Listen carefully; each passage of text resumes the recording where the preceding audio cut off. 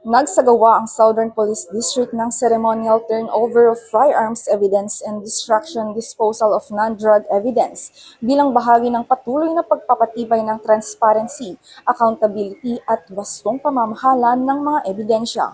Sa pangunguna ni Police Brigadier General Glenn Oliver C. Cinco, District Director, naging panauhing pandangal at tagapagsalita si Honorable Pia Cristina B. Bersamin Embuscado, President ng Philippine Judges Association at Executive Judge ng Regional Trial Court ng Las Piñas City. Sa kanyang mensahe, binigyang diin niya ang kahalagahan ng maayos na pangangasiwa, pangangalaga at wastong disposisyon ng mga ebidensya bilang mahalagang bahagi ng pagpapatupad ng batas at epektibong administrasyon ng hustisya.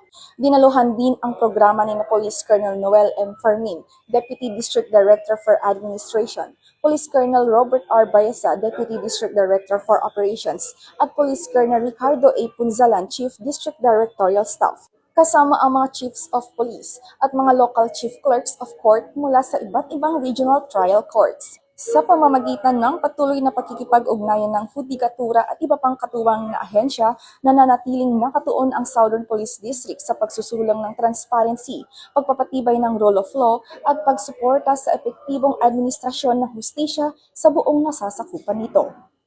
Mula dito sa Southern Police District, ako ang inyong PNN correspondent at ito ang bagong PNP para sa bagong Pilipinas. Serbisyong mabilis, tapat at nararamdaman.